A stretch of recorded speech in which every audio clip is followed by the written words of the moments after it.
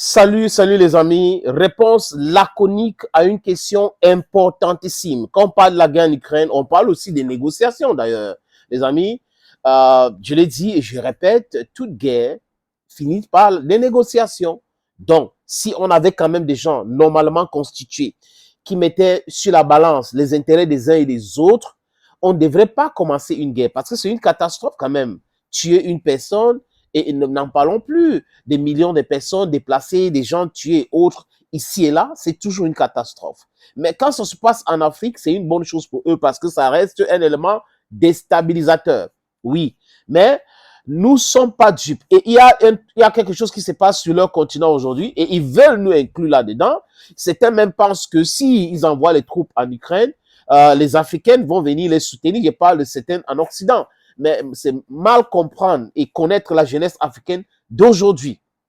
Je dis encore et encore, toutes les guerres dans le monde se sont terminées par des négociations. Mais le bon sens n'existe pas en Occident aujourd'hui. L'Occident n'arrive pas à voir que chacun doit avoir ses intérêts et chacun protège ses intérêts. Ce n'est pas l'intérêt de l'Occident qui prévaut surtout. Non, si la France a ses intérêts, l'intérêt de la France ne coiffe pas les intérêts de tout le monde. Les intérêts des Américains ne coiffent pas les intérêts de tout le monde. Les Américains, les Français, les Européens, les Allemands, les Britanniques et tout devraient prendre en compte l'intérêt de tout le monde. Et s'ils avaient compris cela, ils ne devaient jamais avoir la guerre en Ukraine. La Russie, au départ, a dit, vous pouvez rejoindre l'Union européenne, il n'y a pas de problème. Mais l'OTAN, ce n'est pas possible. Nous ne voulons plus avoir les missiles près de nous, donc l'encerclement total de la Russie. Et ça, c'était beaucoup demandé. C'est quelque chose de raisonnable. Et si les Américains refusent qu'on mette des missiles à Cuba, en Jamaïque, les amis, pourquoi est-ce que les Américains vont venir installer les missiles près d'une autre puissance nucléaire? Le but, c'était quoi? C'est couper ce pays en morceaux. Parce que le fait que la Russie est tellement grand, les amis, ça dit que ça leur travaille l'esprit. Ils savent que si les Russes se concentrent pour travailler, c'est une puissance que personne ne pourra égaler. Les Russes aujourd'hui, selon les chiffres, la Russie est 5e économie mondiale. Voilà un pays, avant la guerre, c'est l'économie de l'Espagne, ça ne peut pas faire ci, ça ne peut pas faire ça. Aujourd'hui, les amis, tous les chiffres, les indicateurs économiques disent quoi? Que la Russie progresse vraiment beaucoup dans beaucoup de ce domaine-là. Et les experts disent que Vladimir Poutine a su transformer son économie pour empêcher toutes les sanctions et autres. Mais il avait compris que les Occidentaux ont un seul langage dans la bouche, les menaces, les sanctions, les sanctions. Donc, il avait enlevé son pays, protégé les finances de son pays et tout, avant de déclencher ce qu'il a déclenché, parce qu'il les a vus venir. Et vous savez que les gens qui sont dans la brutalité inouïe, qui sont dans le non-sens, le laisse-bouffe, ne font pas trop de calculs. Ils pensent qu'ils sont stratèges et qu'ils peuvent endormir les esprits des uns et des autres. Mais pour Vladimir Poutine, il s'était préparé bien avant longtemps.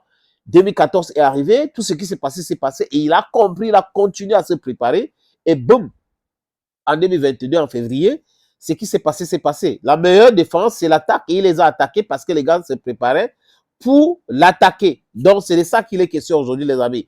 Lors de la conférence de presse après sa réélection, qu'est-ce qu'on n'a pas posé? On a posé plusieurs questions et une journaliste a posé la question à Vladimir Poutine, à savoir si, comme il vient d'être élu brillamment, de façon brillante, let me put it that way, English speaking, never mind, there are some lapses.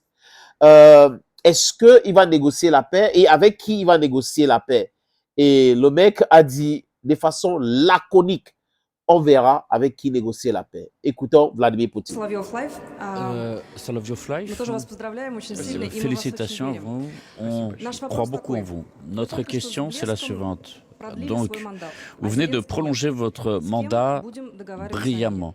Zelensky, non. Avec qui vous pouvez négocier la paix? Ça, c'est une question qui mérite d'être étudiée en détail. On verra. Quand un homme, hein, c'est un homme. C'est un vrai garçon. C'est-à-dire que il sait ce qu'il vaut, il sait ce qu'il doit faire et il marche tête haute. C'est de ça qu'il est question, les amis. Ah, Vladimir Poutine. Voilà un vrai garçon. Donc, de l'autre côté, on ne parle pas des élections. Hein. Vous savez que Zelensky, son mandat est arrivé au terme.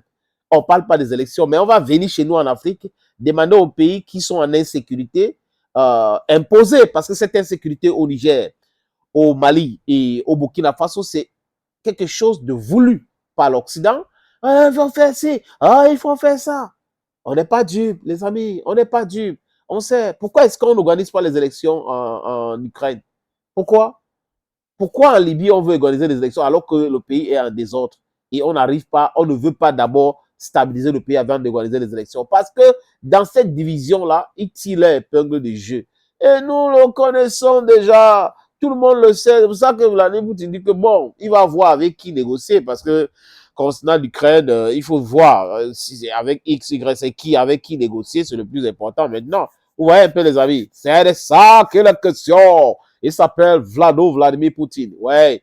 La France, vous voyez, non? Les Américains, vous voyez, non? Il n'y a pas des élites là, parce que le peuple est aussi bâillonné. Il y a la dictature dans ce pays. Hein. Si l'establishment a décidé sur quelque chose, si les autres commencent à contester, on les targue directement de soutenir Poutine, d'être le troll de Poutine, d'être le troll de la Russie. Donc, on ne doit pas réfléchir. C'est comme la Bible qui nous a amenés ici. Quand vous posez des questions, à ce qui concerne la Bible, on vous dit que le Saint-Esprit n'est pas en vous, vous ne pouvez pas comprendre la Bible, alors que c'est un livre normalement d'histoire qui raconte les choses. Mais on vous dit non, le Saint-Esprit, le Saint Ah, Vladimir Poutine, team life for. Thank you, friends. Thank you again, and bye-bye.